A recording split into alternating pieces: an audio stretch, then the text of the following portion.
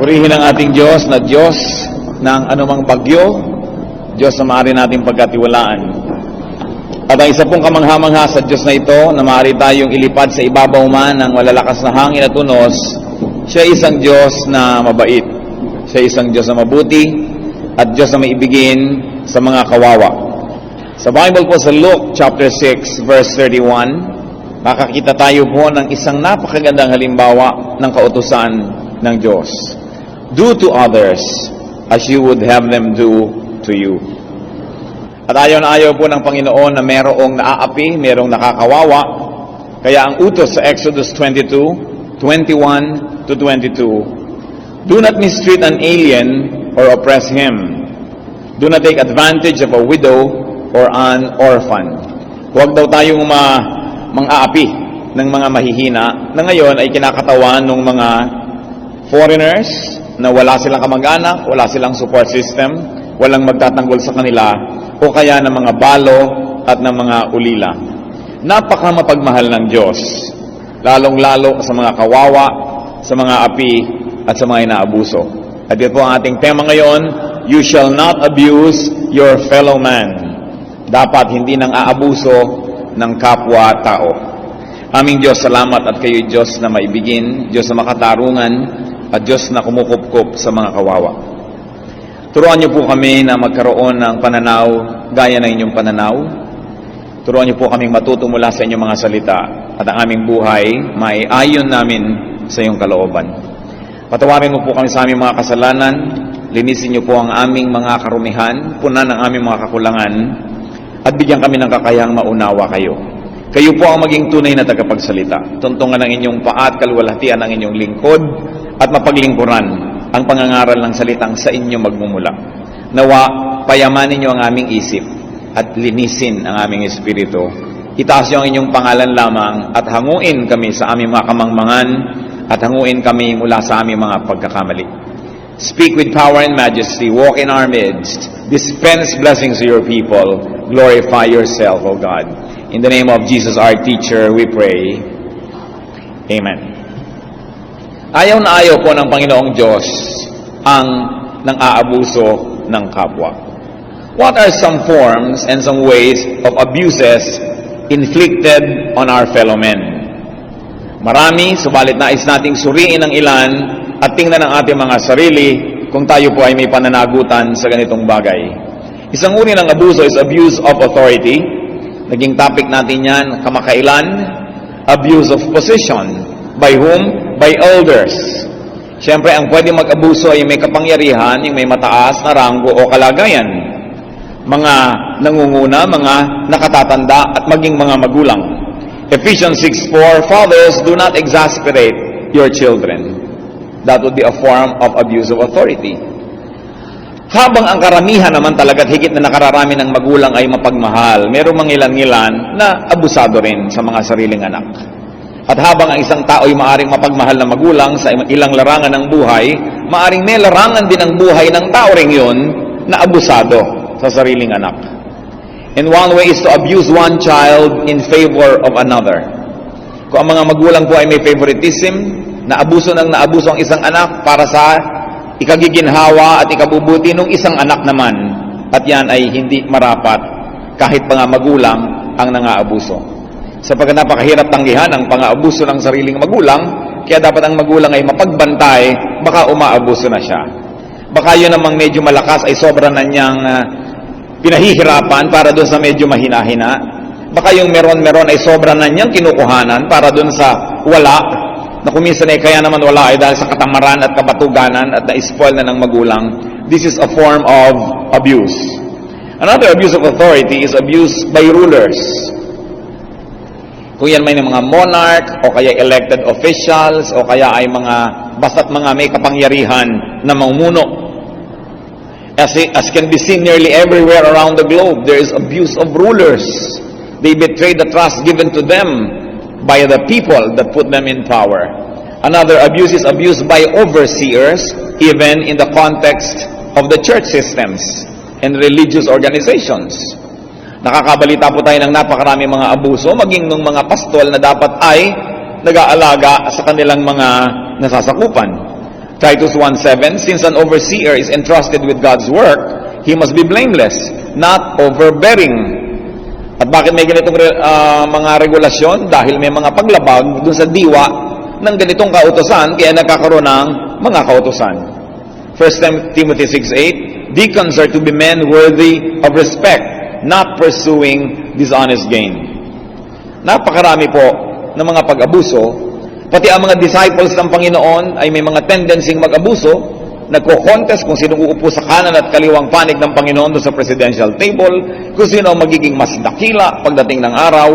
Kaya ang sabi ng Panginoong Jesus sa Mark 10:42-43, you know that those who are regarded as rulers of the Gentiles lord it over them, and their high officials exercise authority over them. Not so with you. Nililinaw ng Panginoon na hindi kayo mamumuno tulad ng pamumuno ng mga taga-sanlibutan. Kung guys yung mamuno dito sa ating kapatiran dahil ang akala niyo magagaya ninyo ang mga pag-aabuso ng mga namumuno sa iba't ibang mga structures of power. Halimbawa ay sa pamahalaan, nakakamali kayo, hindi ganyan ang patakaran sa kapatirang espiritual. Another abuse that we inflict on fellow men is abuse of relations. Personal relations, legal or official relations, even corporate relations. Napakaraming nangaabusong kapatid, kamag-anak, pinsan, bayaw, hipag, kababayan. Napakaraming nag-aabusong kaopisina. Oras lamang na na-identify ang isang tao with a powerful personality, itong na-identify na to, marami ng abusong gagawin.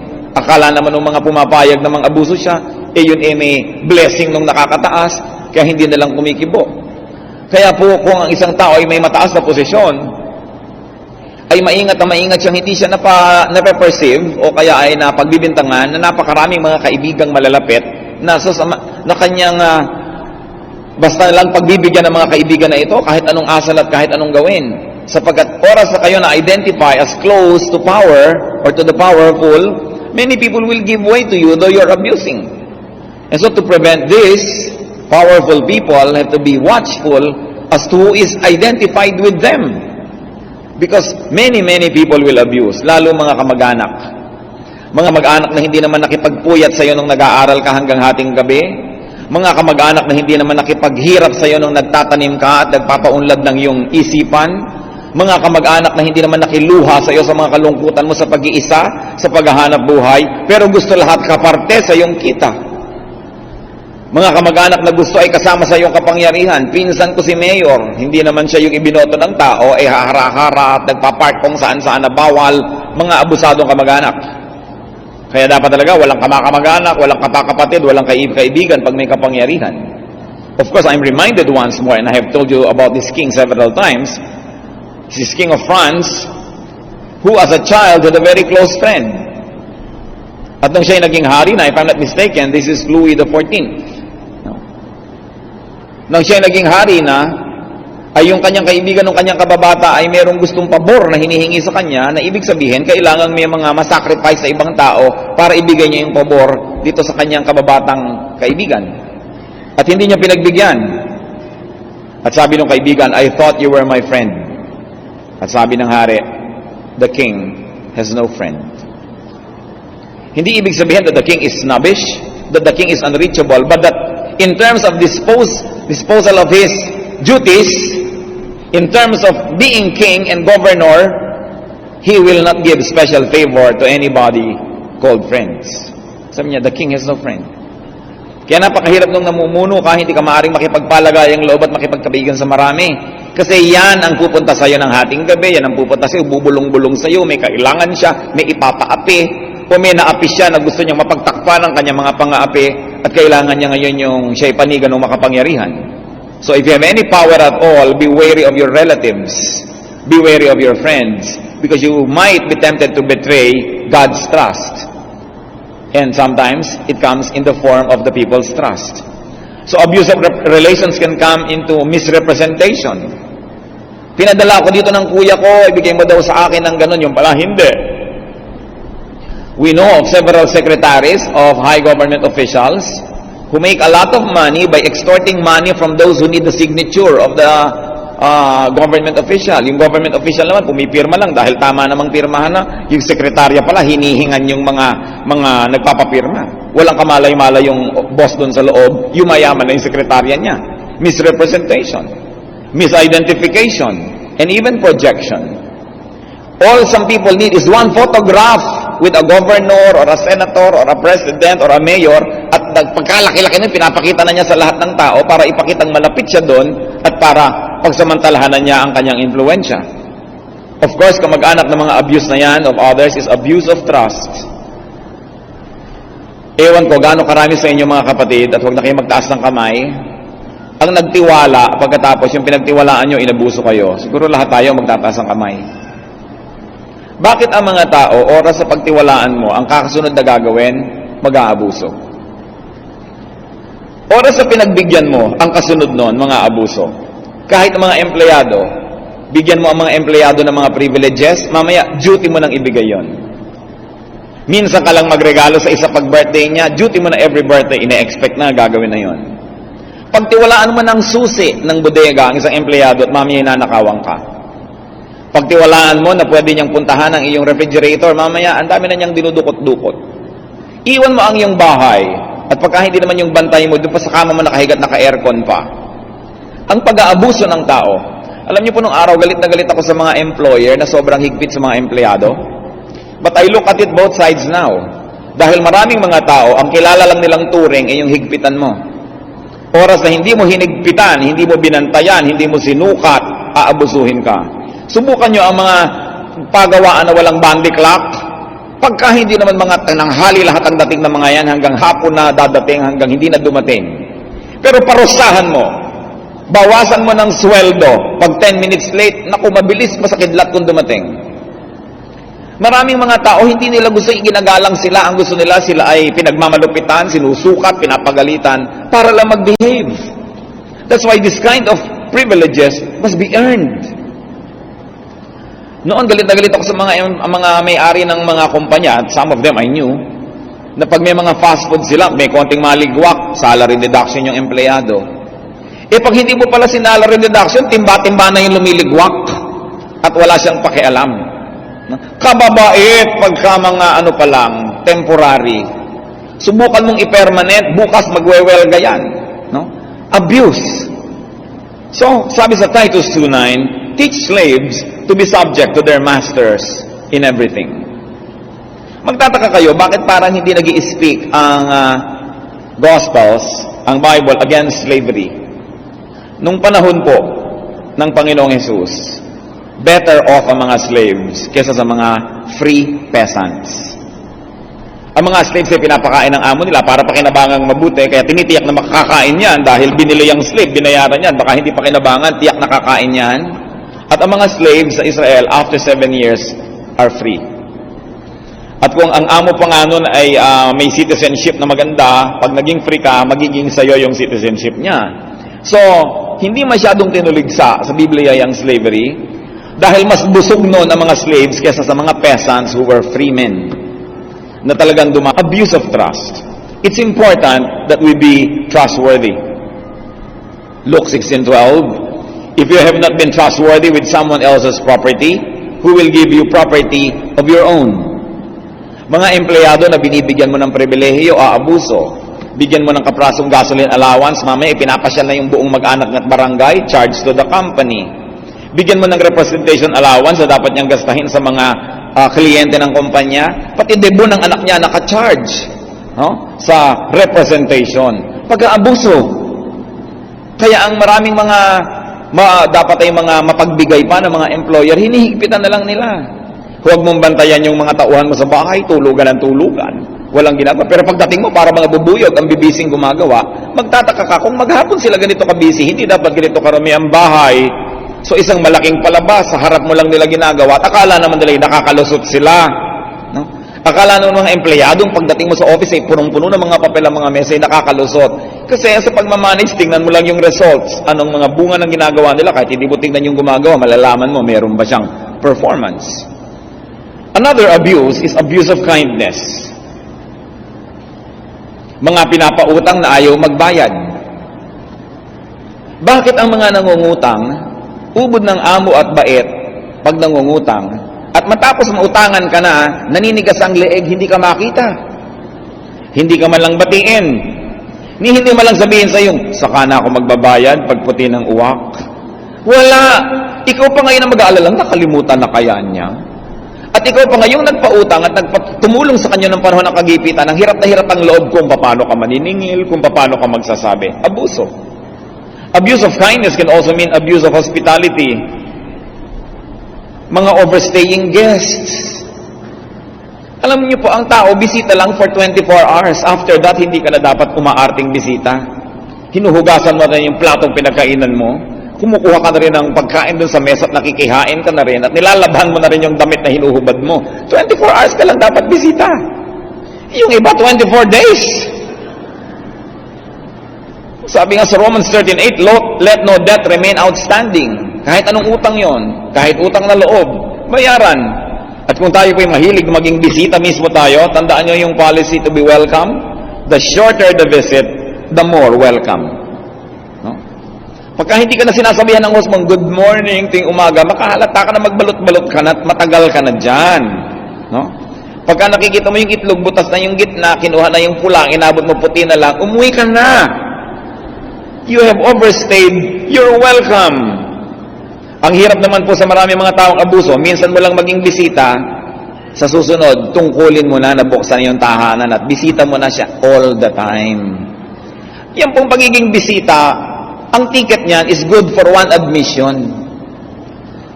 Inimbita ka, pumunta ka sa bahay ng may bahay, sa susunod, mag-antay ka uli ng imbitasyon. Hindi yung kung minsang kang nakatungtong doon, pabalik-balik ka na. Ang ticket din, good for one entry only. Ang daming mga abuso. Yung mga abusado sa courtesy. Minsan ikaw ay matulungin, maawain, you extend courtesies, you extend privileges. Mamaya, duty mo na yon. At mamaya yung courtesy ibinibigay mo kay Juan, pipilitin na rin niyang ibigay mo kay Pedro, na pinsan niya, na kamag-anak niya. Humaba na ng humaba ang listahan ng iyong mga pinagbibigyan. Kaya napakahalaga po, duty natin sa Diyos at sa ating kapwa, huwag umabuso. Una, it's unkind, it's unjust, it's unfair. Number two, marami tuloy tao dapat higit na mabait kaysa sa arte nila ngayon, pero sa takot na maabuso, nagsusungit-sungitan na, nagtatapang-tapangan na dahil baka abusuhin mo.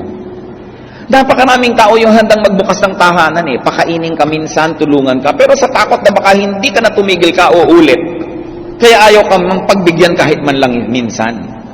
Kung natututo po tayong huwag abusado, we will encourage so many other people around us to be kinder and nicer and less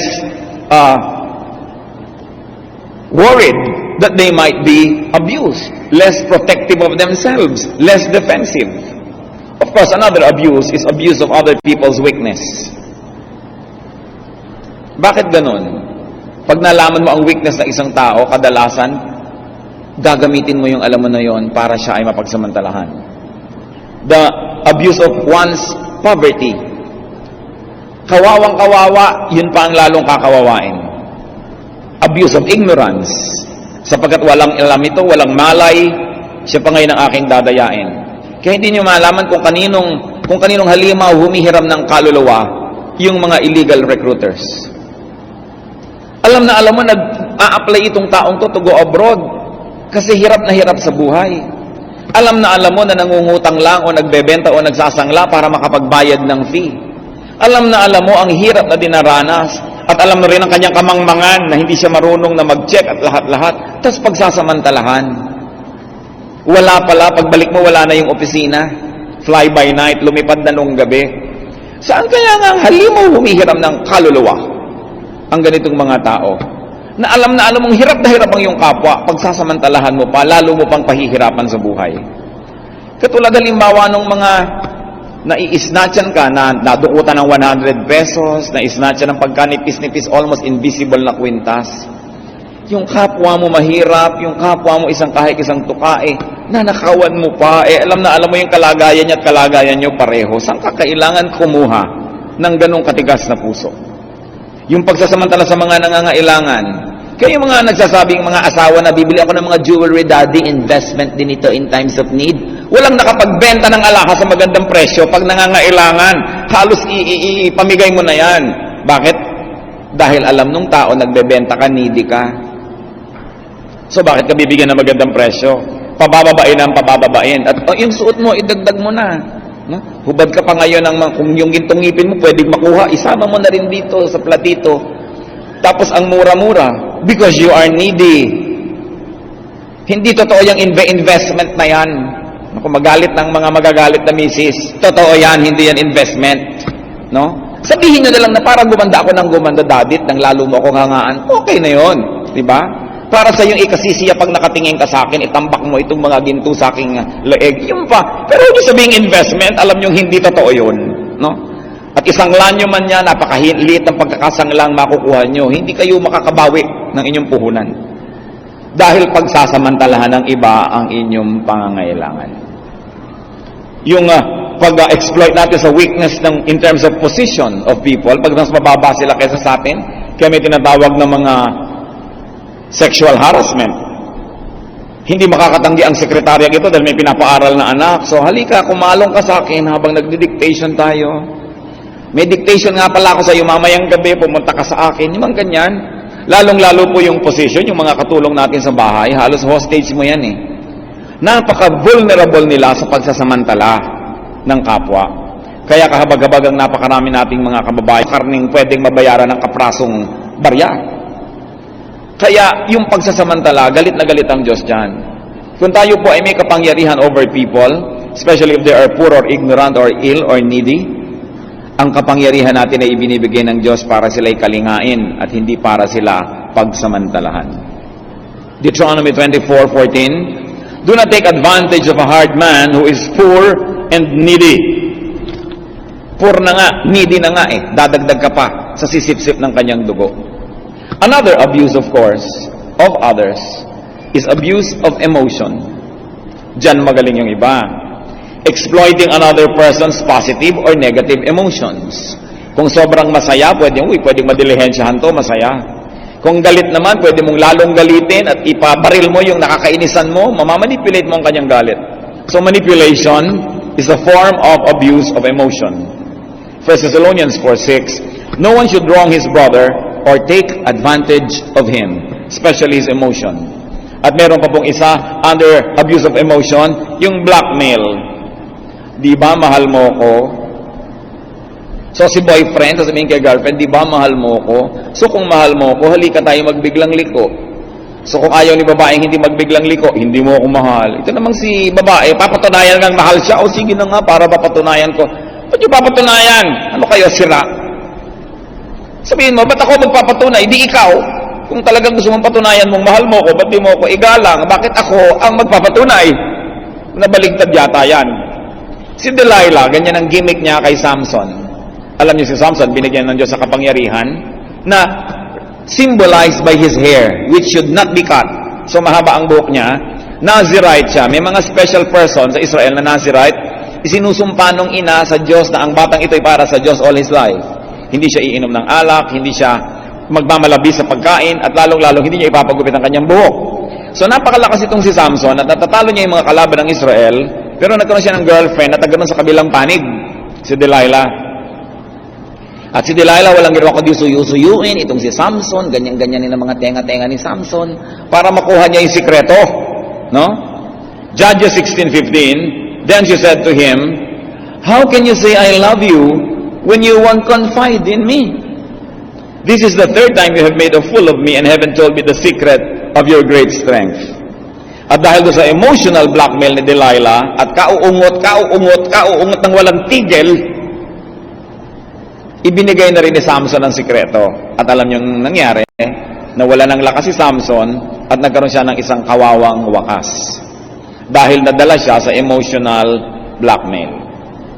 If anybody tells you, may kailangan siya, hinihingi sa'yo, hindi mo maibigay, hindi mo makaya, at sinabi niya, but that's what friends are for. No? Anyone who says that is not your friend. Ang nagsasabi na ba't ng that's what friends are for, yung nagbibigay. Ibinibigay mo, ayaw niyang tanggapin, nahihiya siya. ikaw na nagbibigay, sasabihin mo, that's what friends are for. Pero yung nanghihingi at namimilit, hindi siya dapat magsabing, that's what friends are for, bigyan mo ako. No? Ang magsasabi nun, hindi mo yon friend. No? Isa pang pang-abusin nitong mga emotional blackmail, yung mga naghihingalong magulang. Naghihingalo, sasabihin agad kay panganay, alagaan mo ang iyong mga kapatid. No? Paano ka tatanggi sa naghihingalo? No?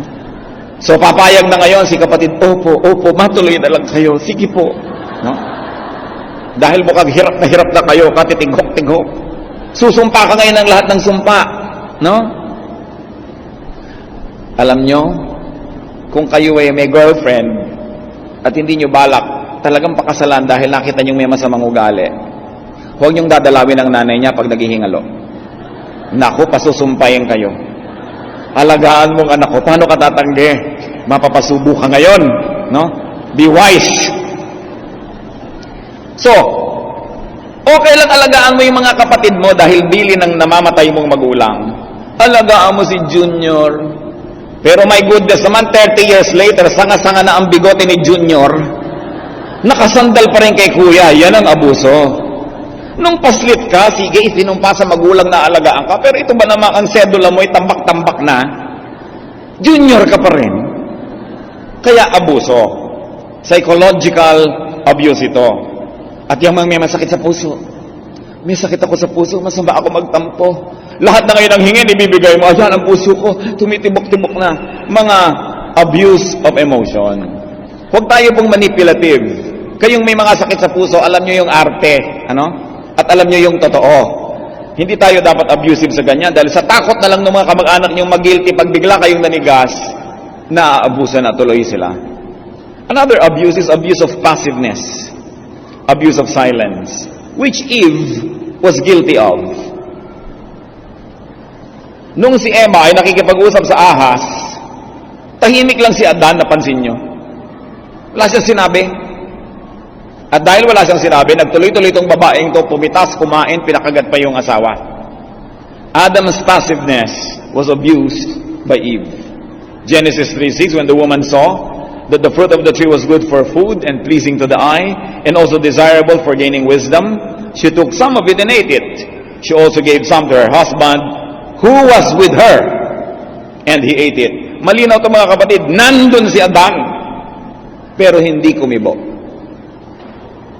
At hanggang ngayon, yan ang pagkukulang ng napakaraming lalaki sa mga tahanan. Hindi kumikibo. Kaya ang nangyayari, kuminsan nakakakomit ng mistake si babae. Ang kanya sabi, hindi ka naman kumibo, wala. Babalik ta rin ka pa, ikaw na may kasalanan yan later. No? Kaya dapat, kung meron kayong dapat ikibo, kumibo. At mga kapatid, hindi kumikibo ang inyong asawa, hindi kumikibo ang magulang nyo, hindi kumikibo ang kapatid nyo, wala na kayong preno sa gusto nyong gawin. Meron talagang mga tao na ang karakter nila, hindi lang pala kibo. Hindi nagre-register ng protest, pero kung tatanungin mo at aarukin mo ang kalooban, ay sila hindi sang-ayon sa gusto nating gawin. Do not abuse passiveness and silence. Kaya po tayong mga Pilipino, ay sobrang napagsasamantalahan ng kahit sino na lang ang gustong magsamantala sa atin. Sapagkat tayo yung mga walang kibo. Kunwari. Pero pag talikod naman, daldalang kayo ngayon lahat. No? Pambihira naman yan. Wala namang kwenta yung gusto niya mangyari. Pag dumating ulit, yes sir, opo, good morning. Tapos kwentuhan na naman kayo. Inis na inis ka sa tiya mo na umaabuso. Opo tiya, pag talikod, pambihira naman si tiya, gano'n na naman kayo. So, magre-reklamo rin lang kayo, sabihin niyo sa harap niya. You know, water follows the path of least resistance. So you must resist what you don't want. At alam nyo, iiwas yun, nahahanap ng iba. Subukan nyo lang, merong gusto mag-utos, ang dami nyong uutusan, manimangot kayong tikas-tikas ang mukha nyo para sangkalan. Pag tinignan yung mukha nyo, sa iba iuutos yun. Resist. At lalong-lalo, resist evil. Sobra kasi tayo the silent majority is misrepresented and abused by the noisy minority, even in our country. No? Yung laging maingay, akala mo siya ang tinig ng bayan. Kasi marami naiinis o natutuwa, sinasarili lang, hindi kumikibo. Kaya dapat din in the interest of truth, marunong tayong kumibo. What are the tools of abuse usually? na kamag-anak na ng mga napag-usapan natin. Of course, yung pinakahilaw at pinakamarahas, physical power. It's a tool of abuse. Malakas ka, kayang-kaya mong suntukin ang lahat, maabuso mo. Words are tools of abuse. Proverbs 12:18, reckless words pierce like a sword. Yung po mga bata na inabuso ng mga hindi magagandang mga salita habang maliit sila, hirap na maging buo ang pagkatao hanggang sa sila'y tumanda. Yung napagsabihan, hindi ka maganda, pangit ka, hindi ka marunong, bobo ka, maitim ka, lahat-lahat. Habang panahon, nagsisikap silang patunayan na sila ay kaibig-ibig, na sila ay maayos, at sila ay maganda. Nagkakaroon sila ng bitterness at walang agenda kundi maghiganti. Galit sa mundo, galit sa lahat. Kaya yung mga pinalaki sa ganyang mga masasamang mga pananalita, kadalasan yan din ang mga pinakamahirap makasama sa buhay. Kasi napakalalim ng sugat na ibinibigay ng salita. Nasalamat na lang na maaaring pagalingin ng dugo ni Kristo. Na sa Panginoong Jesus ay maaari nating i-charge yung mga nakaraan natin at huwag na tayong magreklamo at magdrama patungkol doon dahil pwede tayong magkaroon ng bagong buhay, bagong puso, bagong pananaw. Salamat na lang. Pero kahit pa nga magsasabing Christian sila at laging may dalang Biblia ang kilalaki, yung iba hindi pa siguro nila nadidibdib ang ibig sabihin ng magpatawad, yung pag-ibig ng Diyos. Kaya dala-dala pa, kim-kim sa kalooban, yung mga bunga ng mga masasamang salita. Don't abuse people with your words. Noong isang linggo po ay ako'y pumunta sa isang patay at mahigit 50 taon na mag-asawa yung couple na ito. At yung lalaki ang namatay. Nung daw may karamdaman na ito, sabi nung babae, sinasabi sa akin, nung yan ay malala na, sabi ko, awayin mo naman ako. Sabi ko, bakit po? Yan din ang tanong niya, bakit ko gustong awayin niya ako? Sabi, awayin mo naman ako. Kasi, baka mamatay ka na. Sobra akong mahihirapan kasi ang buti-buti mo sa akin. Galitin mo man lang ako kahit konti. Nang meron man lang ako dahilan para tumigil umiyak. Kita niyo yon? Kasi alam ko, sabi niya, mahigit 50 taon silang mag-asawa. Ni minsan, hindi sila nagpalitan ng masamang salita. Ni minsan. Sabi niya, paano ko ngayon ipagluluksa yan? Sabi ko, well, huwag niyo na ipagluksa. Ipasalamat niyo na hindi kayo nagkaganon. Ipagpasalamat niyo na kahiram kayo sa Diyos ng asawang mabuti. At natitiyak ko po, naging mabuti siya sa inyo dahil mabuti rin kayo sa Kanya. Kasi kung mabuti man siyang lalaki, kung wala kayong ginawa kundi magbunga after 10 years, manununtok na rin yan. Diba? Dahil nainis na. So ang kabutihan, sagutan yan cooperation. You bring out the best in another person or you bring out the worst. Kaya mga kapatid, kung tayo po yung laging sabing na kahit saan kayo magpunta, may nakakaaway kayo. Kahit saan kayo magpunta, may nakakasira. Huwag silang pagbintangan ninyo. Baka sa behavior nyo, merong isang bahagi na walang ginawa kundi palabasin yung halimaw sa kanya, imbes palabasin yung mabuti sa kanya. What do you bring out in others? What do you provoke them to become is your responsibility. So there's such a thing as physical power, there is such a thing as psychological power. Katulad nga ng sinabi natin, yung power ng mga may sakit sa puso, yung mga power ng mga naghihingalo, yung mga power ng minamahal mo sa buhay, malakas yan. At kahit power ng mga employers, yung lang na takutin mo ang mga taong tatanggalin mo siya sa trabaho, wala siyang bonus. Ephesians 6:9, Masters, do not threaten them, referring to workers. Kasi yan ay isang uri ng paggamit ng psychological power to abuse. Of course, we have already said manipulation as a tool of abuse. Romans 16:18, by smooth talk and flattery, they deceive the minds of naive people. So dapat hindi ka manipulative. Kung binigyan ka ng Panginoon ng maganda't mabulaklak at matamis na dila, gamitin mo para sa katotohanan, sa kabutihan, sa kagandahan, hindi upang magmaniobra ng mga tao. Another, of course, is coercion. Through coercion, the use of raw power or authority, which we've already mentioned, but there are many forms of coercion we can abuse. Sabi ng Leviticus 25:14, do not take advantage of each other. Power is for nurturing others, not for taking advantage of them. So sino po kaya? Could any one of us be guilty of abusing another person? Mga magulang, baka may inaabuso kayong anak para sa kapakanan ng ibang anak, lalo nung paborito ninyo. Mag-isip-isip tayo. Mga anak, kung minsan inaabuso nyo ang inyong magulang para sa kapakanan ng inyong asawa, o inaabuso ang asawa para sa kapakanan ng magulang, pwedeng mangyari yan. May inaabuso ba tayo? Isa-isahin po natin sa ating buhay, sino ang mga mabubuti sa inyo? Sino ang nagbibigay sa inyo halimbawa ng pera? Sino ang nagbibigay sa inyo ng pagkain? Sino ang nagpapahiram sa inyo, nagpapagamit ng bahay, o ng sasakyan, o ng anumang gamit? Inaabuso ba natin? O binibigyan man lang natin ng pahinga? Kung ikay pinapahiram halimbawa na kahit bahay, pwede mo sabihin, ang tagal na naming nakatira, aalis na muna kami, baka may gusto kang gawin, baka may gusto kang patirahin. Hindi yung nando ka at hindi ka naalis. Pinapahiram ka lagi ng plancha, araw-araw nasa iyo na, pwede mo naman sabihin, isusoli ko na, baka may paplansyahin ka. At intayin mo naman piliting kang, huwag, nasa iyo na muna at dalawa naman ang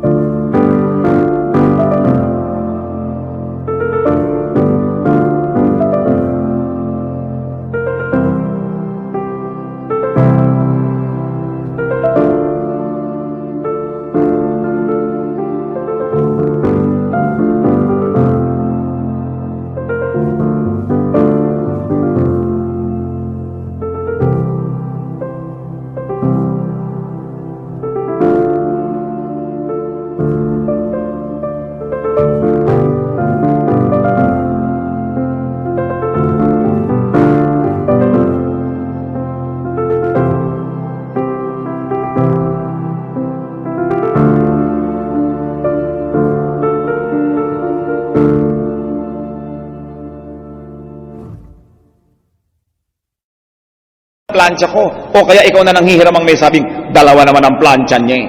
No? So, hindi ikaw ang dapat magsabi nun, siya. At kung hindi niya sinasabi yon, bahala ka, magpasensya ka.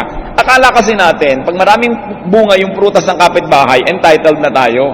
Marami naman siyang sasakyan, so ba't di natin naman gamitin ang isa? Marami naman siyang katulong, so pahiram nung isa dahil wala kaming katulong. Nagsikap nga yung tao para magkaroon siya ng marami, para guminhawa, tapos kukunin mo naman ang kukunin na hindi ka naman kasama sa kanyang pagsisikap. That is abuse. Ano po ang hinihiram ninyo madalas? Baka dapat pagpahingahin nyo naman yung nagpapahiram, hindi na lang siguro makapagsabi.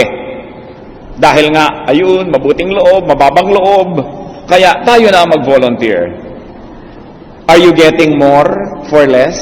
In your relationship with people, lagi ba kayong lamang? Are you getting more for less? Or are you getting much for little? May pinapalit kayo pero ang liit naman. Or are you getting much for nothing? Kabig na lang kayo ng kabig.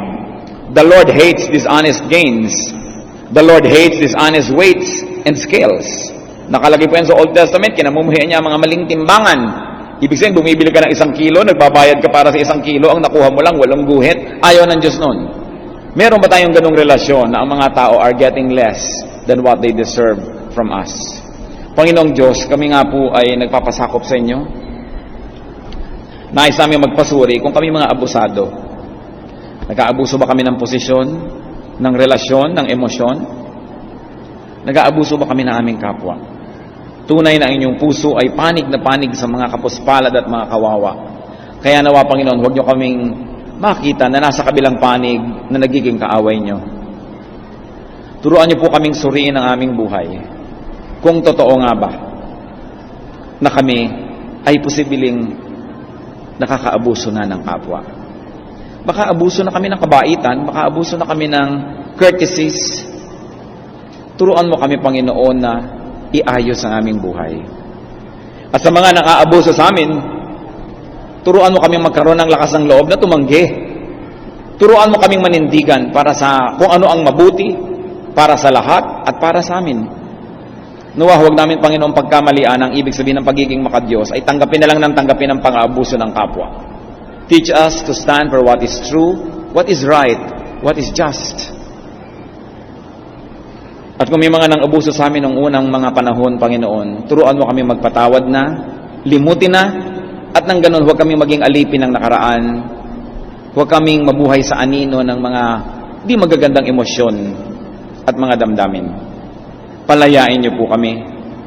Una, palayain niyo kami sa aming maaaring pang-aabuso sa kapwa. At palayain niyo rin kami sa pang-aabuso ng iba. Magbulay-bulay tayo, mga kapatid. Marapat na pag-isipan ang ganitong mga usapin. Reviewin natin ang ating buhay. Kung may nakikita kayong inaabuso, minsan yung mga matatandang kapatid, nang aabuso yan ng mga masakakabata. Minsan sa mga hatian ng mga mana, mga hatian ng mga bagay, may nang aabuso. Aanin natin ang salita ng Diyos. Aanin natin yung pananalig sa Diyos kung di natin susundin. Mamuhay tayo ng ayon sa kagustuhan ng ating Diyos. Reviewin natin kung meron tayong inaabuso at magpasya tayo ngayon din, tigilan ng pang-abusong ito. At kung maaari pang suklian natin sila o bayaran, gawin yan. At kung may umaabuso sa inyo, pag-aralan niyong tanggihan, hindi masamang tumanggi sa nang-aabuso. Pag-aralan din nating magpatawad dun sa hindi na natin masisingil pa at matagal na natapos na nang sa ganon maghilom ang ating mga sugat. Yumuko sa presensya ng Diyos.